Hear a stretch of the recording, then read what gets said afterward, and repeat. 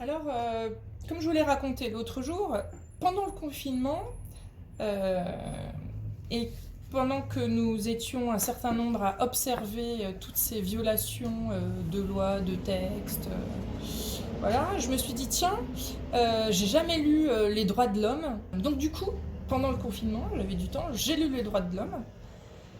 Mais en faisant connaissance avec vous et en discutant, j'ai fini par comprendre qu'en fait, je les ai lus, mais j'ai pas tout compris.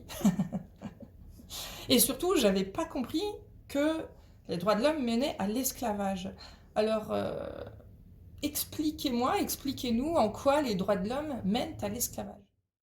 Je reviendrai juste sur votre question. Qu'est-ce que vous aviez compris à la fin? Quand vous avez terminé, vous avez relu, qu'est-ce que vous êtes dit? Quand on lit un texte, on dit c'est bien, c'est pas bien, c'est vrai, c'est faux, je sais pas. Qu'est-ce que vous l'aviez lu pour comprendre? Est-ce que vous avez dit je n'ai rien compris? Ou est-ce que vous avez dit il y a quelque chose qui cloche? Ou qu'est-ce que vous avez dit? Qu'avez-vous conclu?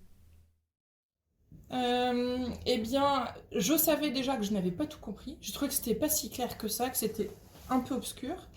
J'ai l'impression que c'était basé sur certains cas particuliers. Peut-être que ça a été, voilà, qu'il s'est passé certains événements et du coup, après, ils ont fait un texte spécialement pour ça.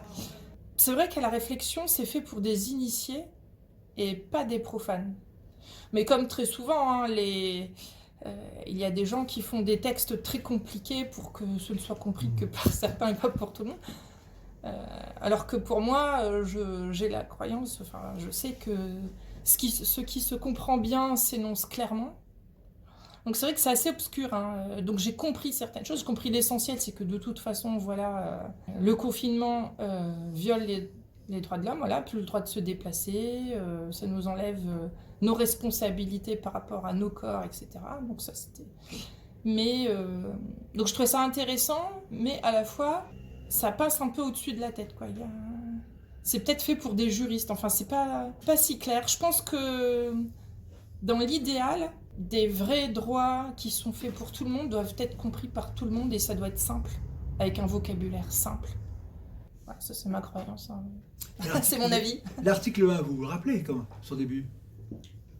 Que nous naissons tous égaux en droit, Libre et égaux. libres et égaux. Ça paraît simple. Ça c'est le début. On va dire, voilà, les deux trois c'était clair et puis après. Mais alors l'impression, vous l'avez dit deux fois, donc vous avez eu la sensation que les droits de l'homme avaient été violés lors du confinement. C'est ce que vous avez dit. Oui, les droits de l'homme et puis plein d'autres Mais alors, textes. au nom de quoi, disons que le président de la République a-t-il ordonné le confinement? Ah, au nom de la sécurité, de notre santé, etc. Sauf que, bon, bah voilà, je fais confiance à mes observations et autour de moi, personne n'était malade, personne n'est mort. Donc, euh, pour moi, ce n'était pas justifié. Et puis, de toute façon, il y avait tellement de contradictions, laisser les frontières ouvertes. Donc, non. Et puis, par rapport aux prisonniers, enfin, bon, voilà. On va pas rentrer, on va pas reprendre le discours que tout le monde a dans les médias alternatifs depuis 3 ans. Hein. Vous savez que je n'aime pas répéter, revenir sur des choses qui ont déjà été dites. Mais c'était clair, c'est évident. Oui, donc en fait, ce qu'il fallait comprendre, c'est que c'est justement et précisément en se réclamant des droits de l'homme que ces privations de liberté ont été imposées. Et lorsque vous aviez ces manifestations que j'ai dénoncées à Toulon, au nom de liberté, liberté, liberté, donc le premier mot des droits de l'homme, les hommes naissent libres et égaux, eh bien, le président Macron a répondu, a tout annulé, ces manifestations, en disant d'abord qu'il y avait moins de gens dans la rue que ceux qui avaient voté. Donc première chose, annulation par le nombre, vous ne représentez rien, donc c'est le mépris. Et le deuxième, c'est de dire la liberté ne dispense pas du devoir. Donc là, comme vous l'avez dit, c'est plus compliqué qu'il ne semble. Et vous êtes, j'ai l'impression, la première personne que je rencontre qui a lu, bravo, les droits de l'homme, parce que personne ne les a lus. La plupart des lecteurs, ceux qui ont commencé, en restent à nous sommes libres égaux en droit, donc c'est terminé, on peut faire ce qu'on veut, etc. Et puis après, on se retrouve confiné avec un masque et voir une piqûre et on se demande comment sommes-nous tombés si bas. Comme vous l'avez dit, c'est une affaire d'initié. C'est-à-dire, c'est un texte de droit. Le droit est une matière d'initié, sauf lorsqu'il s'agit de Saint-Louis, qui ne rend pas le droit, mais la justice. Il ne faut pas confondre le droit et la justice. Il y a un ministère de la justice, mais justement, c'est l'état de droit. Cherchez l'erreur. Et donc, la réponse, je vais avoir, elle est dans Macron, le président ventriloque, mais je vais répondre le plus simplement. La première réponse à faire sur les droits de l'homme, c'est que ça ne marche pas. C'est bien ce que vous avez prouvé. Ils ont été violés. Mais vous avez l'impression que lorsque quelque chose ne va pas, c'est parce que les droits de l'homme ont été violés. Et c'est l'inverse. C'est parce que les droits de l'homme sont appliqués que ça ne marche pas. Ça paraît un paradoxe, mais vous l'avez éprouvé. Vous dites c'est comme bizarre. Voilà, tout le monde se réclame des droits de l'homme et ça ne marche pas. Donc cherchez l'erreur. Mais la réponse très vite et rapide, et nous allons revenir, c'est dès le début. Déclaration des droits de l'homme, 6 octobre 1789, guillotine, massacre, destruction des monuments, abattoirs, c'est 1792. Donc les événements ont montré que ces proclamations qui sonnent bien ont conduit exactement à l'inverse des promesses. Le plus typique, c'est Louis XVI, déclaré restaurateur de la liberté et après guillotiné 4 ans après. Donc, bon. Alors, donc ça fait, excusez-moi, donc ça ferait depuis tout ce temps-là qu'on vit dans un monde d'inversion des valeurs. Exactement. Lorsque je me suis intéressé de très près à l'analyse grammaticale et logique des droits de l'homme, c'est-à-dire qu'un texte, c'est comme une formule chimique ou une formule, ça donne un produit. Dans les évangiles, il est dit très clairement comment on détecte les faux prophètes qui, dans les évangiles, sont définis comme des loups déguisés en agneaux. Et les loups déguisés en agneaux, on peut les voir affichés dans certains cafés ou ailleurs. Ce sont les Robespierre, les Danton. Robespierre, par exemple, c'était un ennemi de la peine de mort avant la Révolution. Et ça devient le symbole de la guillotine et de la terreur après. Donc, ce sont des faux prophètes, ce sont des loups déguisés en agneaux. Je rappelle la phrase au sujet des Khmers rouges. Ils parlent comme des anges, mais pensent comme des assassins. C'est typiquement les droits de l'homme. Et et en dernier, on les reconnaît à quoi? À leurs fruits. Le fruit des droits de l'homme, c'est la situation actuelle.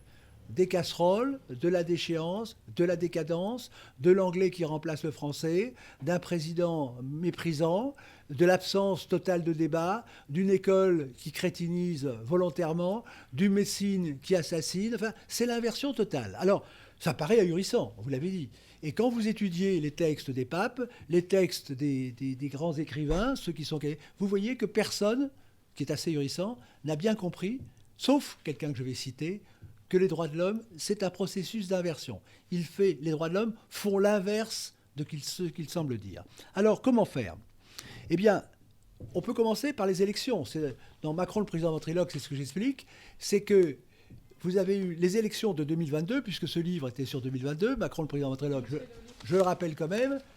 Donc, manifeste pour 2022. Donc, livre totalement censuré par le pouvoir et par l'opposition, si je peux dire. Donc, c'est une bonne référence. Eh bien, ça a été l'inversion du consentement. C'est-à-dire que les élections 2022 ont inversé le consentement. C'est ce que j'explique avec un président Macron qui ne représentait qu'une quinzaine de pourcents. Et on appelle ça majorité déjà. Vous voyez, c'est-à-dire que le système fait que même s'il y a un tout petit nombre de consentants, eh bien, il faut dire que c'est la majorité. Et actuellement, il y a le mot de majorité relative. C'est-à-dire que quand vous représentez 1%, c'est une majorité relative, il manque que 99%. Vous voyez, ça c'est le poids des mots, le choc des photos. Bon, alors, ce qui est très important pour comprendre comment une telle absurdité est possible, eh bien, il faut remonter à un auteur de génie qui est La Harpe, qui est l'académicien La Harpe, totalement censuré, y compris dans l'Académie française et partout, qui a précédé d'un siècle et demi Orwell. Alors Orwell est bien connu, c'est la guerre, c'est la paix, l'ignorance, c'est la force. Bon, c'est cette idée, alors, qui est assez présente, c'est-à-dire que le bruit court qui a une inversion du langage, mais personne ne va jusqu'au bout. C'est-à-dire que la racine de l'inversion du langage, ce sont les droits de l'homme, la déclaration des droits de l'homme, qui fait que ça ne marche jamais. Alors, la langue révolutionnaire, c'est le titre qui est donné par La Harpe, qui dit d'ailleurs, il faut le lire, mais c'est dans Macron, le président ventriloque, je rappelle quand même, il faut le lire, j'allais dire plume à la main, page 34, parce que, vous l'avez dit tout à l'heure, c'est technique. C'est comme le droit. Quand vous regardez le code pénal, je peux en parler, ou le code civil, vous dites c'est merveilleux, ça va me donner raison. Et puis ça commence, il faut payer un avocat, et puis vous voyez que ça ne marche pas. Pourquoi le langage qui vous plaît au départ et qui vous donne raison vous donne tort à l'arrivée? Il y a actuellement des territoires autour de Paris qui sont expropriés pour rien du tout. C'est-à-dire la propriété soi-disant garantie des droits de l'homme, et on exproprie actuellement, je peux vous le donner, les gens à un prix ridicule. Et donc vous allez au procès, ça vous coûte cher et vous perdez.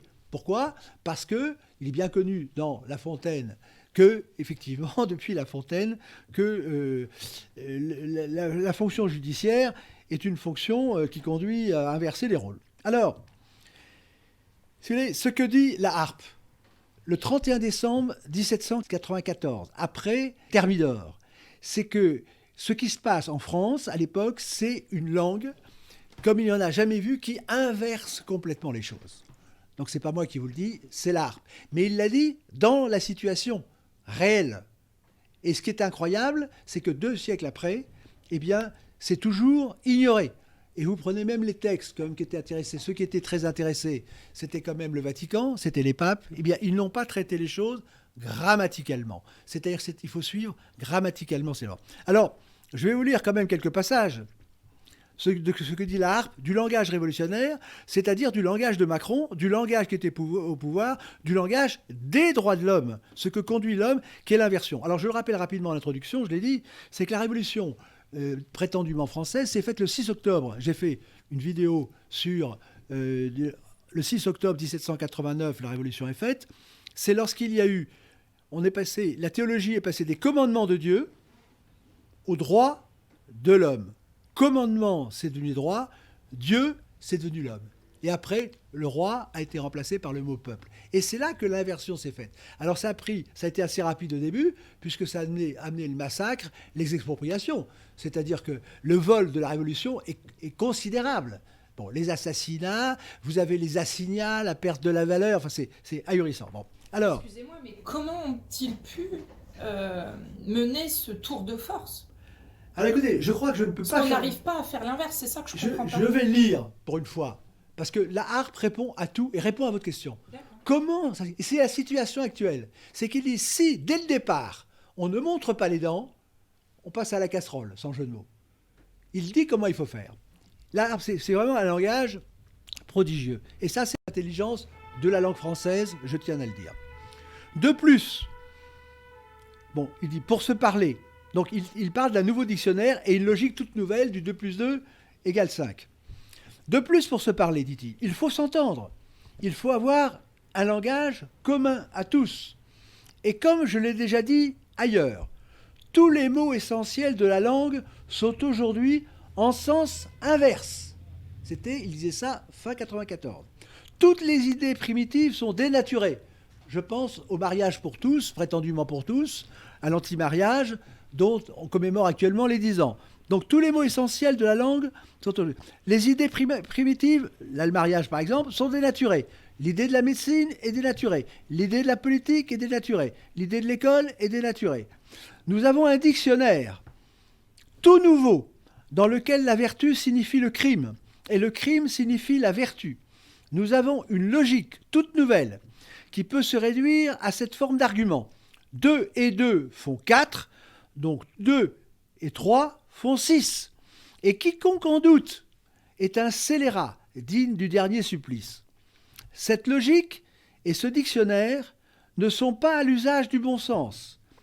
Et ce que je viens de dire n'est rien moins qu'une exagération. Je pourrais extraire 3000 discours dont c'est là exactement le fond. Et de quelque côté qu'on se tourne, on n'entend pas autre chose, la sobriété à un homme ivre. Donc, il parle donc d'une puissance purement destructrice des mots sans raison. Il ajoute « Quel que soit le résultat, je n'en observe que l'esprit. Je veux faire voir comment les choses ont été opérées principalement par la puissance des mots. » On retrouve l'idée de Macron, les mots. Et que les choses ont été absolument sans exemple. Parce que pour la première fois, les mots ont été absolument sans raison. Une puissance purement destructrice. La populace s'appela dès lors la nation. et se persuada que c'était pour elle seule qu'il y avait eu une révolution, et que ceux qui n'étaient rien auparavant devaient désormais, par cette seule raison, être tout. Ce qui n'était, dit-il, qu'une imitation des Anglais, n'oublions jamais que les droits de l'homme, c'est vient des Angleterres également, devenu la pépinière des destructions de la France. Donc la déclaration des droits de l'homme, c'est la destruction de la France. Supposons que cette puissance devienne tellement prépondérante qu'elle fasse de ce langage un devoir et une habitude à tous ceux qui exercent une autorité quelconque, ce qui est le cas maintenant. Les uns par persuasion, les autres par crainte, tandis que tout le reste garde un silence absolu. C'est la majorité silencieuse. Que doit-il en résulter? C'est la question que vous posez. Cette puissance de l'enfer et ce langage est la langue révolutionnaire. C'est la langue de Macron. C'est la langue de la prétendue République. C'est ce système qui nous conduit au tombeau et qui est actuellement, qui produit les casseroles. C'est, dit-il, ce qui n'était originellement qu'une imitation des Anglais, qui est devenue la pépinière des destructions de la France. Désindustrialisation, la France qui a perdu la première place pour l'agriculture, etc. Cet oubli du sens commun, ces assemblées sans police font couvrir de leur voix quiconque raisonnerait. Et on va arriver à la conclusion. Il dit c'est une folie de 300 000 bandits. C'est-à-dire qu'il dit bien que la révolution dite française est le fait de 300 000 bandits non contenus qui devient la loi. C'est-à-dire que ce qui est absurde quand on écoute nos députés, tout à coup ça devient la loi. Et là je pense effectivement à la fameuse loi sur les retraites. Ça devient la loi. Nous voyons des personnes qui n'ont aucune qualité, qui sont tout à fait hors de leur rôle, et tout à coup, ce qu'ils disent, qui était folie quand ils en parlent, c'est écrit dans un langage juridique, c'est la loi. Les droits de l'homme, c'est la folie. Parce qu'aucune société ne peut être fondée sur la liberté absolue, l'égalité absolue, c'est le contraire. La société, c'est un devoir, c'est une hiérarchie, bon, c'est une pyramide, et non pas un plan. Bon. S'il faut dédaigner la folie du méchant quand il n'est pas à craindre, il faut la combattre. C'est la réponse à votre question. Il faut la combattre quand elle peut devenir une force. Or, la folie de 300 000 bandits disséminés sur toute la surface de la France est une force. Si on les laisse faire, c'est comme maintenant, si on continue à laisser faire les Macron et les autres, on eût été à portée de les contenir, sans peine. On eût même été dispensé de les écraser, si l'on se fût tenu constamment en mesure contre eux.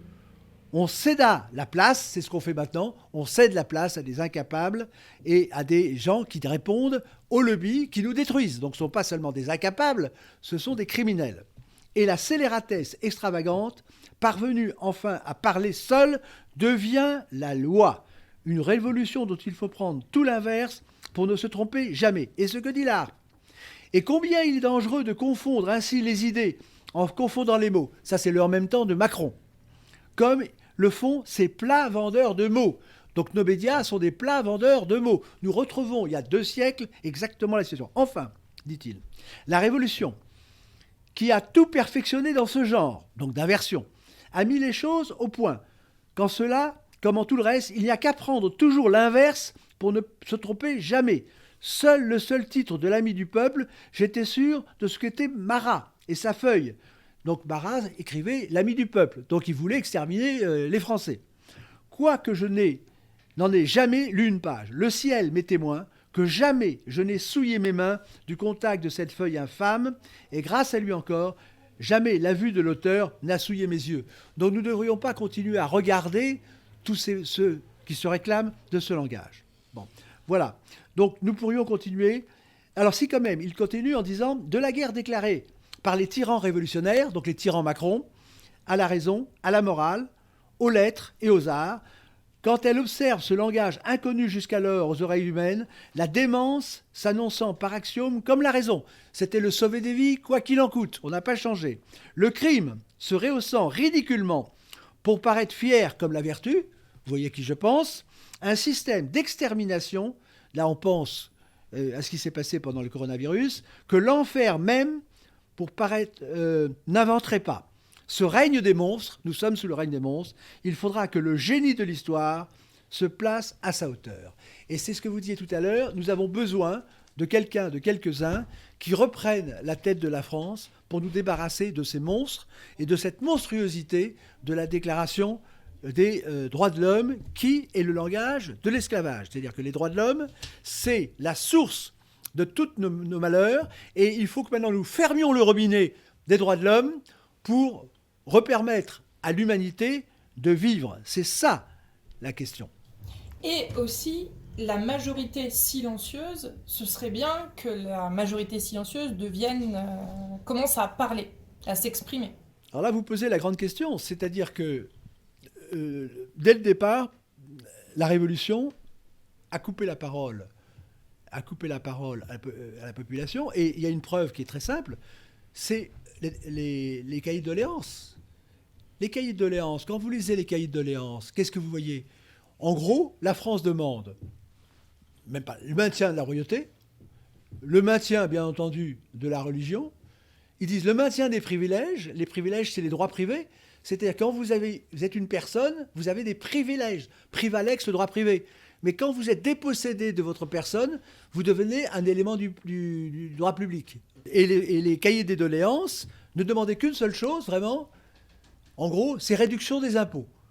Eh bien, la Révolution a fait exactement l'inverse de ce que demandaient les mandants, c'est-à-dire que destruction de la royauté, destruction de la religion, destruction des privilèges, destruction des coutumes, destruction des patois, on le voit, et pour faire prospérer le premier ministère à la Révolution, avant c'était le ministère de la Justice du chancelier, et c'est devenu le ministère des Finances. Donc nous sommes passés des lettres aux chiffres, avec un accroissement faramineux des impôts, et les Français n'ont toujours pas compris que le piège est dans le langage. Nous sommes dirigés par les phrases et par les mots, et qui dirige nos phrases et les mots, c'est la Déclaration des droits de l'homme. Il y a toujours une raison pour vous soumettre, et nous l'avons vu avec, si vous voulez, la servilité, l'abaissement qu'il y a eu lors du fameux vote de l'anti-mariage Taubira. C'est-à-dire qu'aucune autorité, ni religieuse, ni civile, ni intellectuelle, ne s'est opposée parce que la divinité, l'égalité, il faut faire des géniflexions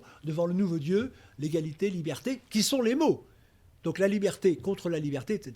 Donc voilà. Et donc c'est le fond de l'affaire. C'est comme vous le disiez, c'est que c'est ce silence, parce que pour parler, il faut un langage commun, c'est ce que nous dit la harpe. Le langage normal, c'est la langue française, mais les virus de la Déclaration des droits de l'homme ont été mis dans la langue française, qui utilise nos mots à contresens, comme l'a très bien dit la harpe, comme l'a rappelé Orwell. Orwell, n'oublions pas qu'il était membre du POUM en Espagne. Qu'est-ce que c'est le POUM ? Bon, c'est un parti anarchiste. Bon. Et donc, il a vu, parce que de même que la harpe a vu ce langage révolutionnaire qui fait l'inverse de ce qu'il promet, pour séduire. De même, Orwell a vu chez les communistes comment ce langage apparemment merveilleux conduisait au massacre. Et s'il a écrit ce qu'était cette langue orwellienne, c'est qu'il l'a vu. Mais nous sommes toujours aveugles. Nous n'avons pas compris que c'est ce langage qui nous tue et qui mène la France au tombeau.